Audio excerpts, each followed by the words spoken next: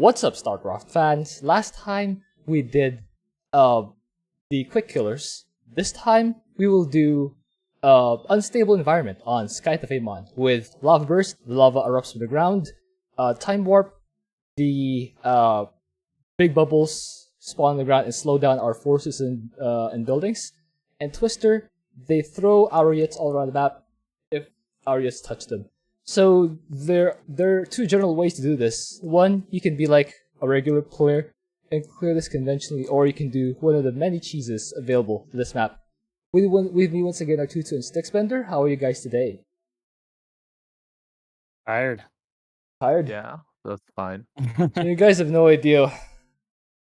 Let's just begin. Okay, Abathur. Yes, we're all tired. All right. Abathur. Forward. Slugman. Strategy here. He can go for a large number of ways to do this. He can do the cheese method with ultimate evolutions, but we won't count on like regular players to do that.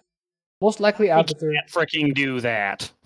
Yeah, most likely Abathur will just do like one of his competitions that will just work. He can either go mass ravagers, swarm hosts, even air units. They're all pretty good here.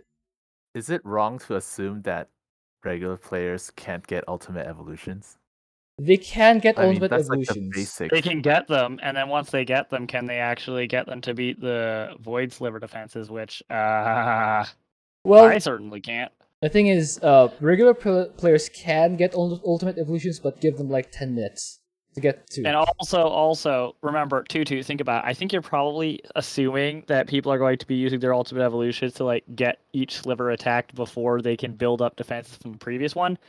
If you don't, by the third sliver, your ultimate evolutions can't win. If you allow it to fully build up, the third sliver is too much. You'll need units and an army behind it. So all 6 ultimate evolutions can't stand a chance on the third sliver already if you aren't like chaining them together before they can actually build up their defenses after slivers die. Because they build up after each sliver dies over time. If you give it time, the third one's too hard. So ultimate evolutions not a reliable strategy unless you are actually on top of it and fast. I always let them build up, and I've never had a problem with that. Okay, then what the heck are you doing for your ultimate evolutions? I need to watch your ultimate evolution control and figure out what I'm doing wrong. Anyways, yeah. Ultimate evolutions, not the most reliable thing for like the majority of people. Abathur is just gonna have to brute force sledgehammer this most likely. So D or C tier. D or C? I don't think anyone's really F tier. Not that bad, but Abathur would be among the bottom. Way too easy to. The mutation's way too easy for anyone to be in F tier, it feels like. So we'll have to put someone in F tier as a relative thing. The only way we can have an F tier is as relative to other commanders because mutation is so easy. All right. Abathur would be among the bottom though. Well, let's just put him in C for now, and then change it around later, if the need arises. Alarak, how do we call him? He's probably normally good, but I can see Lava Burst being a real annoyance for the Mothership strategy. Like, the hitbox is so huge, I can see it getting easily thrown around. So what do you guys say? Is he like Abathur tier? Abathur and Alarak are both they're great on this map if you're extremely good. Otherwise, they're pretty... average. Average. Yeah, sticking with Abathur. I'd stick him with Abathur, honestly. Yeah, sure. Alright, Artanis? At least A tier. At least A tier, because solar. Yeah, you can actually solo this. Bombardment single-handedly just flips it around alright, I got solar bombardment, I have a solution to this map. So the solution, if you're playing as Artanis for this one, you've seen the video.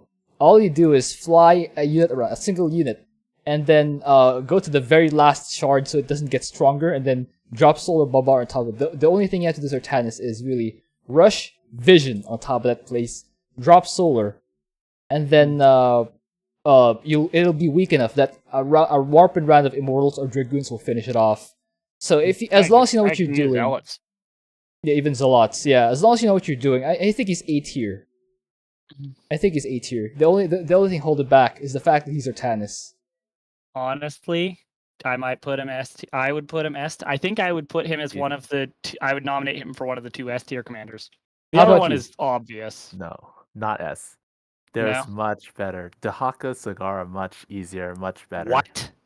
How Then Artanis. How do you get Zagara even vaguely as easy as Artanis? Scourge. You just Scourge snipe all the 5 shards. Well, 4 I of the knew 5 it. shards. I knew it. Snipe, which means you are putting most of your supply into Scourge. You are assuming people aren't going to just right-click the shard, because if you just right-click the shard, you're usually just going to lose all your shards to Abathur. Really? Which shards? Okay, then you did it. You did the bottom left one relatively early, I'm guessing. Yes, I did that second or third. I forgot. We'll go to Zagara. We'll talk about Zagara when we get there. Yeah. Okay. Let's put Artanis in A for now, and then we can move it around if really he's better than the other ones. All right. Dehaka. That's me. Dehaka. How do you S? No, not S. No. Really? S. Not a chance. Not a chance. All right. Why not? Why not? Someone's microphone is like echoing or like I hear a feedback of some sort. Oh, let me double check that my cords are all plugged in properly. Anyway, Dehaka. Okay. Well, how about we put him in A for now, but a higher A than Artanis, and then we'll put him in S if no one else fits. If no one else is unanimous for S. What do you even say that makes Dehaka easy or good for this mutation? You stay at the natural and you use creeper hosts and you just snipe like Zagara. I knew it. Creeper hosts, they can reach. They can absolutely reach. You can reach all the shards except the top left, and the top left you just move close to it, but you don't have to actually go in. And you just make sure that your creeper hosts don't step on lava, and that's it. So what I'm hearing is you actually have to leave environmental mutator, or like you have to leave mutator safe zones at any point during the mission. There are so many commanders that don't even have to leave the safe zones even once. Okay, yeah, let's put him in A tier for now, and then if no one else is unanimous for S, then we'll decide who among the A deserve to be an S. How about that? Okay. All right. So, Fenix. Fenix. I think he's really good for this. He can still do the Fenix, the Kaldala style. It'll be a bit more expensive, but you can definitely power through. I can see him being like a B at the lowest. How about you guys? Eh.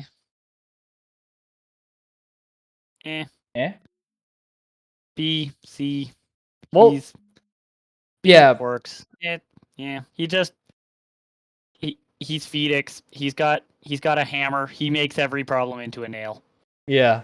This problem isn't really a nail. He makes it into a nail anyways. Yeah, he can basically still do. He can basically play normally. And by normally, I mean network administrator.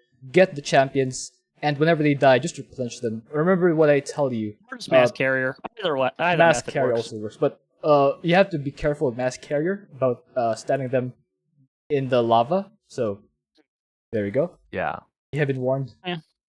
Han and Horner. Their area units. Han and Horner. On Horner. You can technically do the strike platform cheese, but you have to be on point with. How many strike platforms do you? Can you actually beat Scythe? No, you can't do it with just strike. No, not enough damage. I didn't think so. Not just precision strikes. You need to time them and then add your top bars on top of it. Is it possible to top bar kill the shards? No, I tried it before. It doesn't work because you run out of time.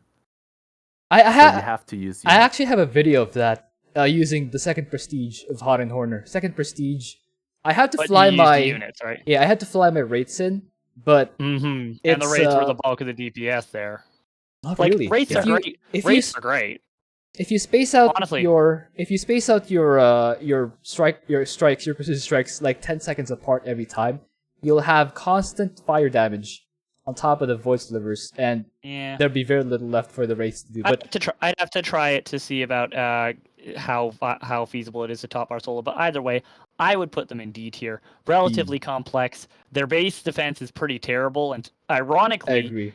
Base defense is the majority of the battle here because the attack waves on Scythe of Amon are surprisingly strong. They have a lot of hybrid in these attack waves. Absolutely agree. Yeah. You can camp the waves with magmines. You can. So then the hybrid don't spawn. Okay, so we're basically assuming that the only way that Han and Horner do this easily is with insane amounts of map knowledge and being on top of timings and spawn camping and okay, so basically they're either hard or they're hard. It's just which flavor of hard. Yeah, I think I kind of put them agree in a with. lower tier because remember, this isn't a question of who can solo it. Everyone can solo it. Like every commander could solo it with one arm tied behind their back. This mutation is so easy. It's a question of how good do you have to be at the game to solo it. And Han and Horner, no matter how you look at it, you have to be pretty good at Han and Horner to solo this with Han and Horner. Yeah, I agree That's with C or D. A lot of. Also, we're technically supposed to be like looking at this in the context of duos, but I don't even know how we look at this mutation in the context of duos. It's too easy. What do you have to say, Tutu? What do you have to say? I will just say, Han Horner, I went all in on the last try and almost died. I teleported like 8 battle cruisers to the last one with a call down, and I still almost died. Your mistake was using units that weren't invisible. All right, so D tier. Do we agree? No, I'd say D tier. All right. Okay. Karax. I think Karax is S actually. Up there, yeah. Honestly, so here's part of the reason I wanted Artanis and S is because I would argue Karax is just a slightly harder Artanis. The timings are just slightly tighter. Better defense though. Much easier. Yeah, much less easier. Stressful too. Much less. I definitely agree. Much less stressful. You just cannons. Here's the thing. So firstly, like for someone who's like not really got like they're confident of the map timings, like Purifier Beam comes off cooldown 30 seconds before the first shard activates. 30 seconds is a long time. You've got plenty of time. Gonna have to reassure the Karax player and his ally not to do something stupid in that time. Also, you can't be like, Purifier Beam's about to come off cooldown, and then realizing you don't have your observer in position. With Artanis, if you like realize you don't have your observer in position after Solar Bombardment comes off cooldown, you still have plenty of time. And there's another thing. Putting an observer into position, I mean, if you know the map, it's pretty easy. But you know what gives a ton of wiggle room for putting the observer in position? Guardian Shell is actually really good on observers. Observers are like one of the units that benefits the most from Guardian Shell, so that makes it really easy for a test. Another thing is, on the defense, you say that Karax is easier. Just because he has better cannons? No. Like, just spamming Dragoons. Here's the thing, Karax is having to defend with very, very little top bar. Yeah, and that works. It works. Artanis can defend with using more top bar, and he doesn't have to like know how to set up eye defense. You literally just have to spam Dragoons, and you don't have to defend both ramps because you could just aim move the Dragoons against whichever ramp the wave comes up. It's just you have your Dragoons like summon instantly with Warp Gate, so it's, you know, even if you've been forgetting to build your defense, then oh shit, the wave's here. If you have like 3 gateways, oh look, I just summoned 9 Dragoons, and then you use a call down, and then you're fine. Like, all right. We have to. Artanis expert. Look, I know you're not really think expert, I think Artanis. All right, so how about much easier? So I'm gonna put it S. Artanis is Karax with more room for error. Well, it's not unanimous. It's not unanimous, so we'll put him in A for now, and we'll decide who's S later. Okay. Okay. All right. Oh, Kerrigan. I think he's pretty much in the same boat as Fenix. He can do pretty much the same style as you normally play. Same boat as Fenix, but slightly weaker commander. Yeah, kind of. Because you can hide, and the Ultras revive. That's true. Yeah, but like you just go in with Kerrigan Omega immobilization wave and then Yeah. attack. Would you use Ultras or Hydras? I would use Hydras and right click down the shard. I use after. both. Oh. Yeah. I think he's a good B. B. Okay. Yeah. All right, Arcturus. He's the best commander for this mutation. I definitely think. I definitely think you can just sit in your base, go either Earth Splitters or nukes, or you have many ways. Technically, you don't even need the Earth Splitters because you can just use the nukes. But Earth Splitters just make it easier. Yeah. More everything. Yeah. I think he's S. All right, there we go. Look, even if you don't know reverse clear. Mengsk is the best commander for this mutation. Period. All right, Nova. She requires a lot of babysitting. Yeah, but except Nova herself. But like the Liberators, when you're attacking the shard, you have to babysit. Yeah, you gotta make sure they don't get under the lava. So anyone who's wondering how you would snipe shards with Nova, you just set up the Liberators with the shard barely in range, and then put like if you're doing it the lazy easy way, you put like 3 or 4 point of your defense drones on them. Just like put like all your defense drones on the liberators, and then they can just sit there and right click the shard, absorb all the attacks from the things. Defense drones are your most powerful unit as Nova, so just spam defense drones, and your liberators will just survive long enough to right click down the shard. That's the easy way to do it. One. In case anyone's wondering, you only need one. You only need one, but if your liberator placement is sloppy, just spam as many as makes you feel comfortable. It's not like it's not a race. This is not a speed run to beat the mutation here. So what do we say? B. C. B or C? Absolutely, because with P3 it's easier than Abathur and Alarak. There's less chance of losing stuff, and you just keep tanks at home. P3? Well, with Soldier Fortune, you can do that liberator strategy, but with more liberators. So, and you don't need to rush Nova, and you have Shotgun Nova, which is way easier for the easiest thing possible for defending base is just blink up to wave, press Shotgun twice, it's dead. Isn't the easiest way to drop a Griffin airstrike before the hybrid spawn? Okay. Even better, drop Griffin airstrike on the wave, and Shotgun Nova actually has the shield hit points to tank, so she can just stand there and say, no, this is where the Griffin airstrike ends, so you can't go any further than this. You attack me and get clumped up for the Griffin airstrike, please. Okay, so maximum P3, easy.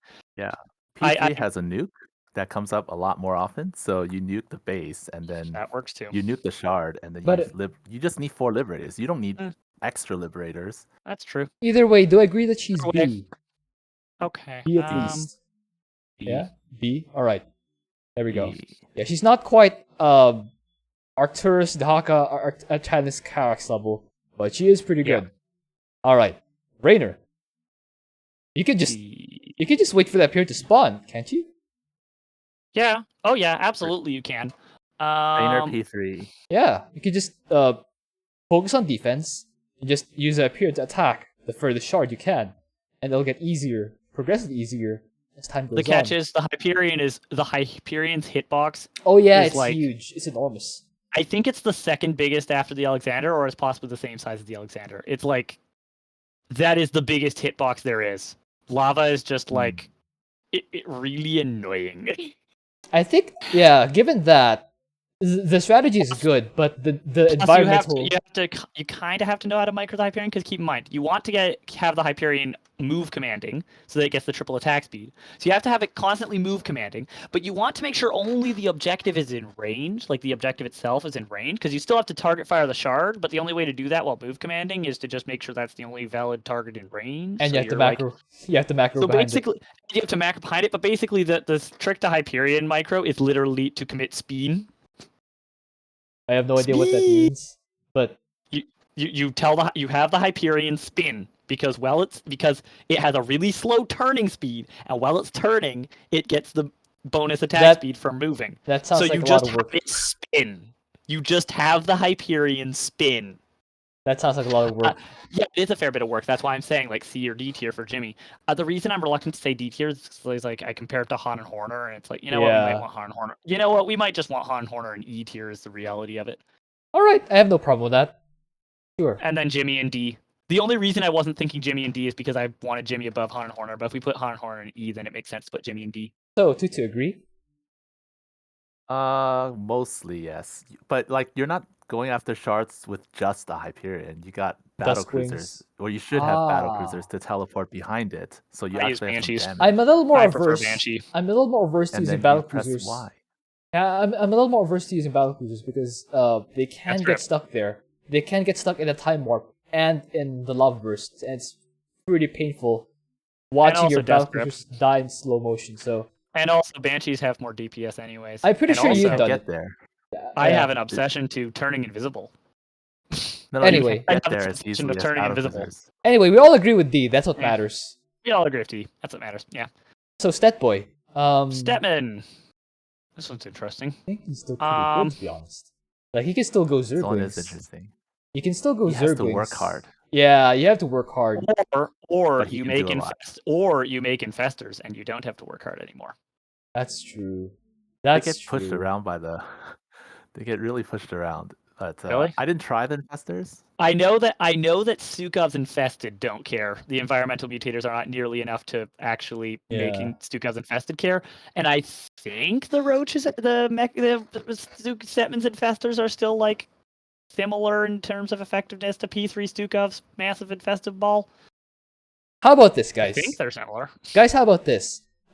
So far, the guys we've been putting in B tier are the ones who can play this who can play this mutation pretty much how they normally would play this mission, and they aren't really that much harder to play than they usually are. Given that, I think Stetboy is B, because he fits right in that category. He can play this normally, and he's not a lot weaker for it. So yeah, I think he's B. IB. Okay. Alright. So, well, then Stukov. we get into the awkward situation of, I feel like it's kind of off to put Stukov in any tier that isn't the same tier as Stetmann, because they're just so on par here, it feels like to me. I can get behind that. Yeah, I can also see Stukov in B tier, but Stukov was harder than I thought. Yeah, I can see why. Really? The environment, the lava, kind of. Oh, I think it's not the environmental features. I think it's that you get surprised at just how difficult the 5th shard is. Yeah, that makes sense. Yeah, okay. I suppose we can put Stukov in C tier because C? Really? I mean, he's either top of C or he's next to Stetmann. It's basically he's next to Stetmann. It's just is he the bottom of B or is he the top of C? How about this? We move Abathur and the rest down one tier, and we put Stukov in C. So that he's not quite Stetboy level, but not quite Abathur level. It's just so similar to Stetmann, right? It's like, All right, if he's that similar, we'll put him in C for now, since we want to keep a bell curve. We'll put him in C for now, like over here, and then we'll move him around later. I will add that Stetmann was the only one where I actually got all 3 bonuses. So he's still good. Imagine doing a bonus. Like, he can do a lot. Yeah. So I mean, to be fair, getting all 3 bonuses is for most commanders. Did I bother? Yeah. Anyway, that's not really relevant. Let's just move on to Mr. Swann. Swann. I have no idea. Swann. So Swann I use P3. Mediocre. Okay. And then you can teleport. You use pulse cannon, and then you teleport your stuff. And if there's a lava spout, everything loads instantly, and you run. That sounds like a pulse cannon to clear the defenses, and in the window before the defenses respawn and react, you dump a bunch of Goliaths and right-click shard. I use tank stores because that sounds. Then, but you're just right-clicking the shard, right? No, I just let them do whatever they want, and they'll kill everything. I think I'd use Goliaths for that strat, but same idea. Yep, I agree with the method. That still sounds like a lot of work, though. Like, this sounds like a strategy that you wouldn't recommend for someone who uses. I dump him with Hot and Horner. Yeah, I think he's. Really, is it that hard? It's yeah, you'd be surprised at how many people don't use control groups. Like, imagine we're giving this advice to people who use F2 exclusively. I would also point out, Swann's base defense is ironically bad. For this one? It's ironically quite hard to defend the waves without taking damage, like losing units. But you also have your tanks from your Hercs and stuff. Yeah, I think you have static static defense. Yeah. I think at the end of the day, no one's arguing that Swann can't do it, but you need to be like way better than the average player to be effective at Swann. So that being said, I think at the end of the day, it just comes down to, but Swann is kind of mediocre as a commander. Yes. So D. I would put him with Hot and Horner, but I'm okay seeing him in D. Yeah, like okay. Like the guys we put in D so far are the guys who can do it, but it's very involved. Like these are the guys that you would recommend to people who are very good at these commanders. All 3 of those commanders, it's the same deal. It's like, it's quite involved. They can totally do it, but it's quite involved. You actually have to understand the commander quite well to do it. The commander ends the map. Alright, that sounds fair. So, Tychus. This is the part where we're going to have to start shimmying people down tiers, aren't we? Mm-hmm. Yeah. I think he's B. Good. I think he's B because Yeah, he just plays normally. he's just plays normally. Exactly. Yeah, he's in that same boat as these guys. They play normally, and he's not that much worse for it. Look, guys, we're getting a bell curve, except F tier isn't involved. Just like we originally said, it's going to be like, who's really F tier? No one. Yeah. So Vorzun. Vorzun requires map knowledge. Requires map knowledge. Yeah, I would say probably D. D. Interesting. D or E. Yeah, put her. She's in the same boat as those three. Like all four of them are in the same boat. Okay, well, so if you don't have map knowledge, you're just gonna keep dying and losing stuff for no reason. That's true. That's true. I might put her in E. I'd lean towards E for Vorzun in particular. The only reason I still think Vorzun can make it to D is because you can just hit time stop and then right click on the shard and hope for the best. Right click the shard and it works. Exactly. It works. That's the only thing. It's like it's not time stop and right click the shard is so effective that's the only reason that I'm like, yeah, she's kind of better than those three though. It's like she's as bad as those three, except you can just hit time stop and right click the shard. Yeah, that's why. Okay. But I'm forgetting to assume P3 Vorzun, because if you're P3 Vorzun, the Shadow Guard from time stop alone is enough to right click down the shard. Absolutely. That's why I'm thinking. I think D. Actually, on that front, I don't think it can be as high as C because you do need map knowledge. I don't think it can be as high as C because like the mutators themselves, like time warp. I mean, ultimately, if you think about it, if you are using time stop right click, suddenly she becomes the same thing as Artanis, Karax, and Mengsk. It's the same deal. You just wait for your ultimate top bar, and your ultimate top bar kills the shard for free, and you just have to worry about base defense. Actually, that makes sense. You're right. The thing is, like that time stop right click the objective alone just suddenly shifts it around. The problem is that only works with P3, and then if you're using P3 for that to make that work, what that means is you're calling Shadow Guard down on cooldown earlier on in the game, which means you don't have black holes as a failsafe. That's true. But is that the end of the world? If you have an ally, definitely not. Definitely not at all. Yeah. So I'd actually stick her maybe A tier. I don't think she's as high as A. I would stick her A tier and move Dehaka down to B tier because really he's just playing normally. This is harder. Let's put her back. Let's put her at the end. Zagara. I think S. She's no. I so strongly disagree. Okay. Here we go. Her base defense is so much harder. Okay. Other A and S commanders, even including Dehaka, her base defense is harder. And you have to have so much supply put into Scourge that now you don't have the supply to defend your base and have the Scourge at the same time, which means you have to actually schedule these things. As we agreed before, if it's not unanimous, it's not S. So it has to be unanimous between us. And I think A for now is fair. We can move one or two later to S if we really feel like it, but if it's not unanimous, A's not bad. Yeah. Zeratul. B. Yeah. He plays normally. He plays normally. Okay, back to Vorzun. You know what? Actually, does Zeratul play that normally? I might put him down in C. Cannons. It's the same as always, right? You project cannons. Yeah. You summon Abathur, summon Legion, cannons, done. Expanding is more awkward a bit, but expanding's a bit more awkward, and some of the cannons will be lost to environmental mutators. Also, some of the cannons will end up stuck inside of time warps, which means that's effectively killing it, because if you end up conjuring a cannon inside a time warp, or a time warp appears on a cannon as it's phasing in the projection, that slows down the projection phase in time to the point that it is as good as dead, because it's just going to spend 20 seconds to set up. So I think that he actually cares a little more about the environmental mutators, which is why I would consider putting him down with Alarak, Abathur, and Stukov, because they're also commanders where it's you could play pretty normally. It's just the mutators actually are rather annoying. But he suffers a lot fewer losses than Kerrigan and Fenix.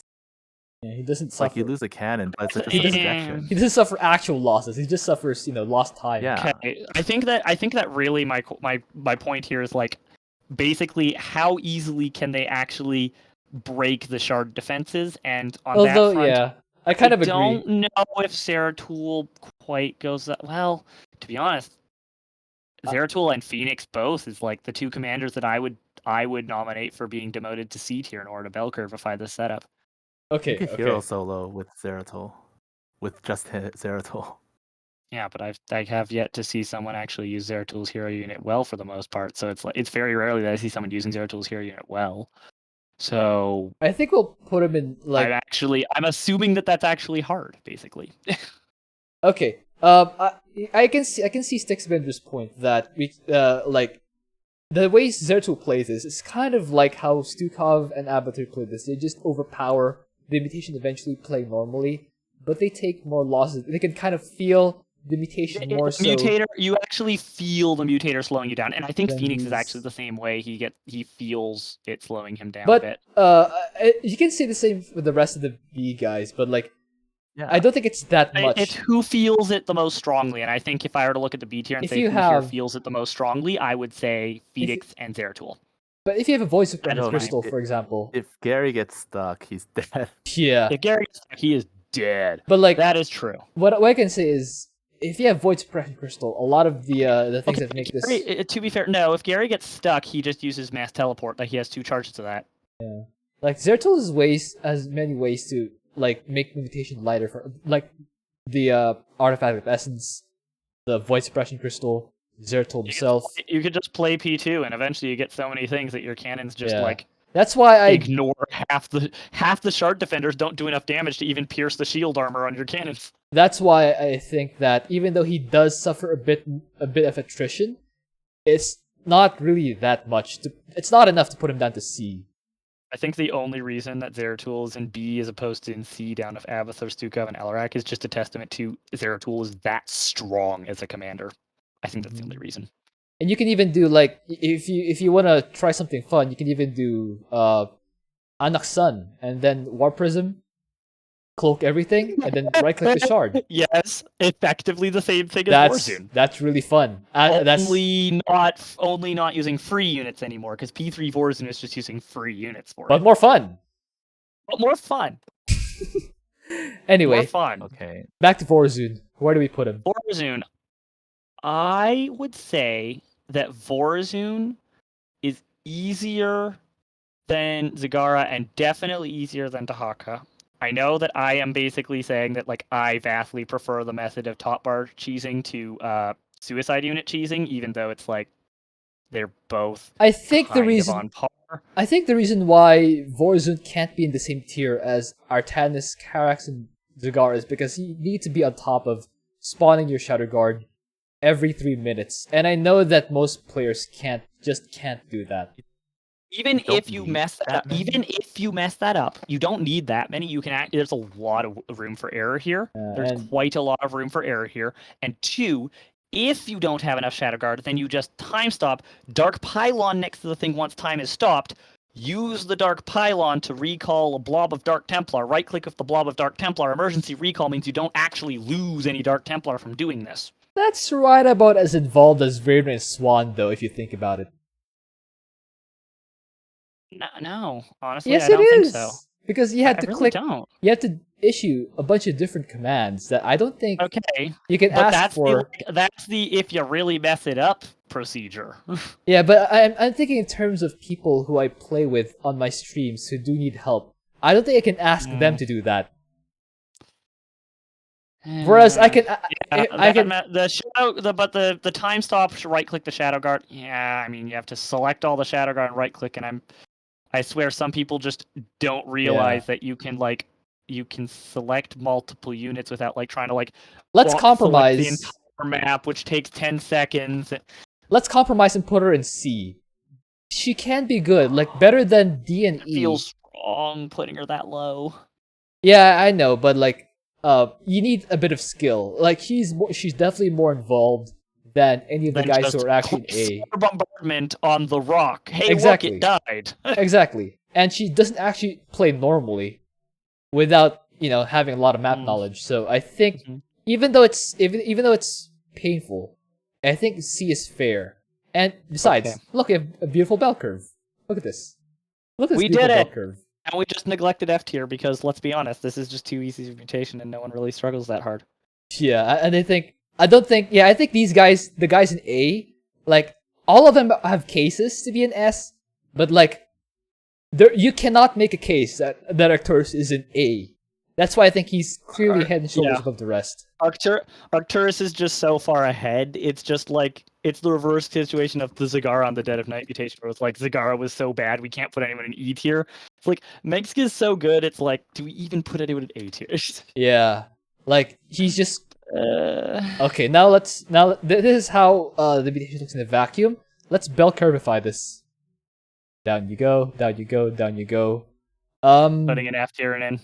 Yeah. Start by moving down the whole of C. I think what we want to do is, for the most part, I think we're just going to leave that as 4 people in D, and what we're going to see about is who gets promoted to B/demoted to B.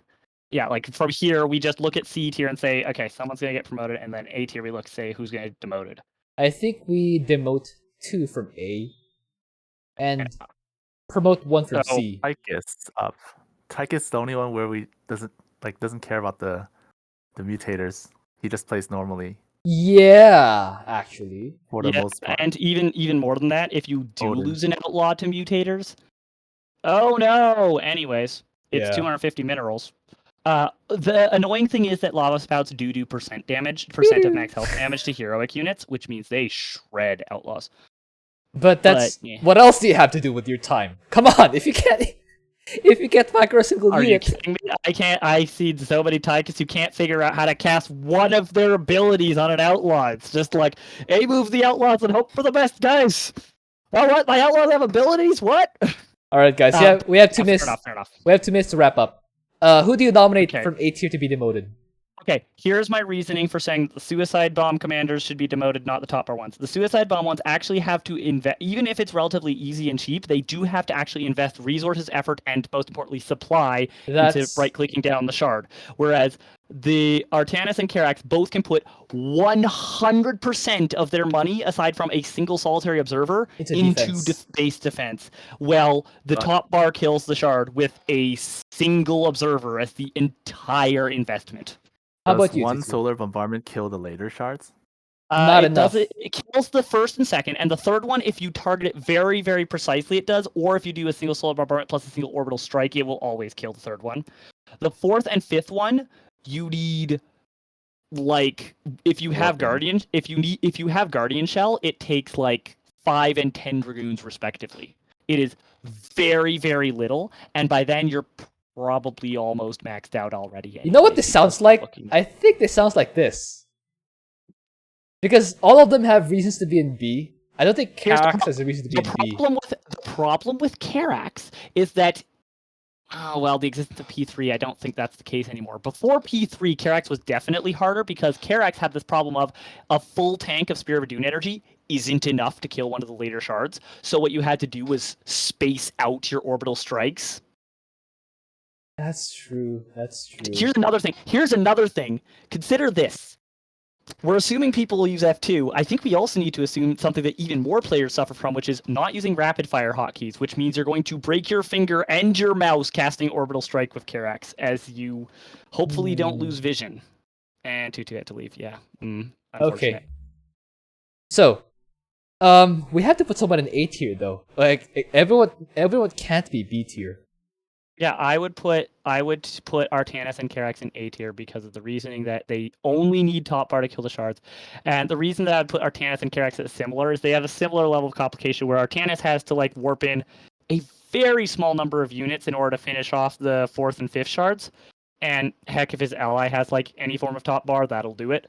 And Karax has to spam a silly number of orbital strikes, which if you're not using rapid fire hotkeys is going to break your finger. But aside from that,